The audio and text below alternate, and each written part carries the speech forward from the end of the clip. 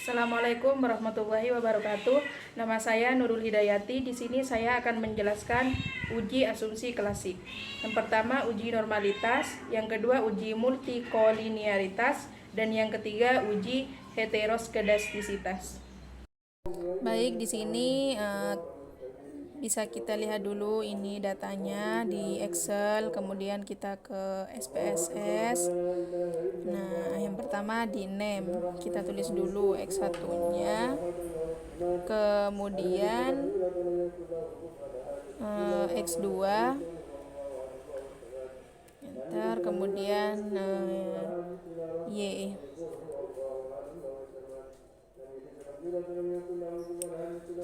Kemudian setelah di name kita ke desimal. Nah, di sini dinolkan semua. Sama juga yang Y, yang X2. Nah, dan Y di sini kita nolkan. Kemudian setelah desimal kita ke label. Di sini di X1 kita lihat datanya. Nah, di sini X1-nya kita blok dulu, copy.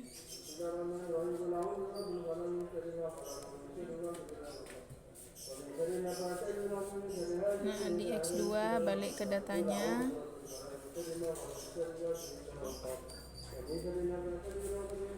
Kita copy juga.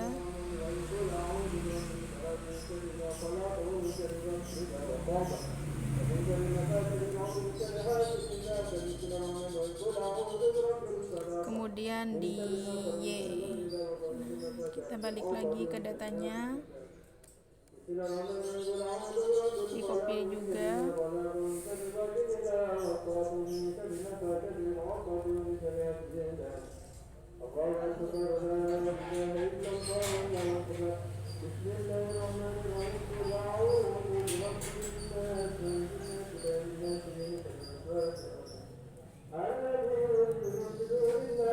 Kemudian kita ke measure. Nah, di sini ubah ke scale semua.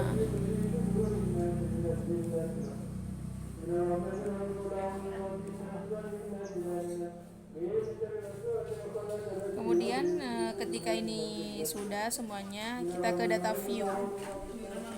Nah, di X1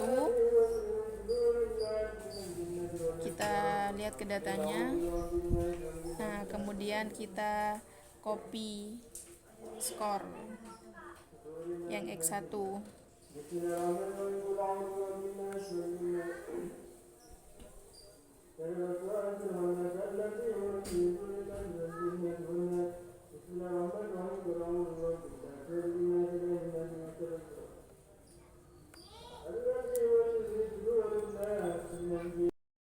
Di X1 kita blok datanya. Nah, kita copy, kita ke SPSS.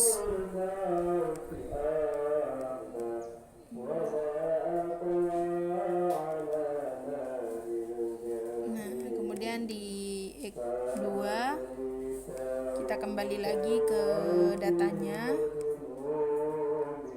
blok juga di skor X2.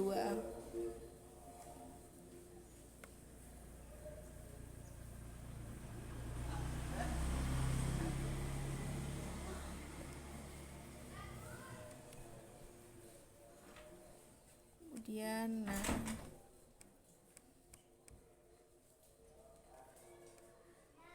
setelah itu tinggal Y, kita kembali lagi ke datanya,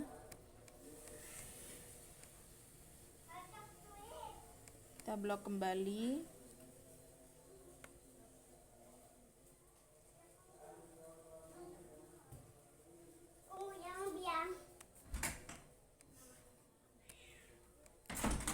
Kita ke SPSS lagi di Y. Nah, ketika sudah di copy,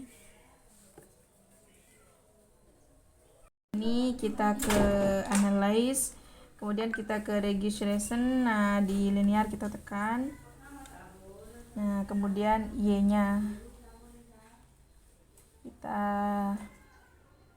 tekan di sini di dependent. X1-nya nah di sini. Kemudian X2-nya di sini. Terus kita ke statistik. Nah, di sini kita centang R squared change, deskriptif, kemudian collinearity, diagnostik, dan juga Darwin-Watson, case Swiss, enggak ada usah, cuman Darwin-Watson. Kemudian kita continue, kemudian ke plot.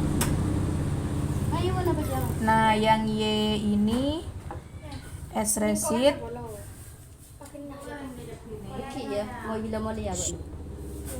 kemudian yang X Z receipt.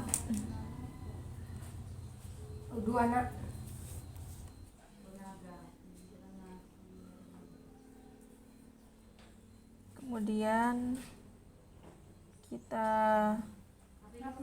centang histogram,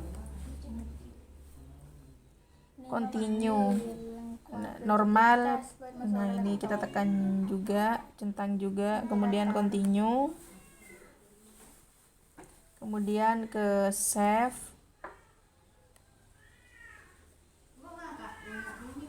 Nah, di sini kita centang yang unstandardized. Kemudian kita ke continue, style. Nah, sebelumnya kita ke option dulu, continue, kemudian ke style, cancel. Oke.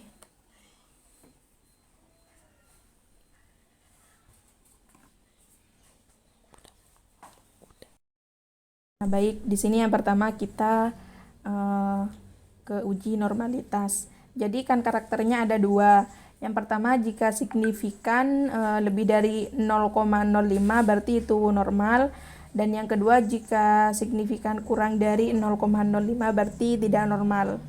Nah, uji ini dapat dilihat dari tabel Kolmogorov ini. Dilihat di ASIM nih, yang paling bawah ASIM. Di sini kan 0,057. Jadi artinya 0,057 ini lebih dari 0,05. Jadi dapat disimpulkan bahwa data ini normal. Yang kedua, kita uji multikolinearitas. Nah, untuk menguji multikolinearitas di sini menggunakan varian dan toleran. Jika variannya kurang dari 10 dan toleran lebih dari 0,1, maka data ini tidak terjadi multikolinearitas. Nah, untuk mengetahui kita lihat di tabel koefisien. Nah, di sini kita tekan koefisien. Kemudian kita lihat di bagian VIV dan toleran. Nah, di VIV ini X1 dan X2-nya kurang dari 10, sedangkan di toleran X1 dan X2-nya lebih dari 0,1. Nah, jadi dapat disimpulkan bahwa data ini tidak terjadi multikolinearitas. Uji yang ketiga yaitu uji heteroskedastisitas.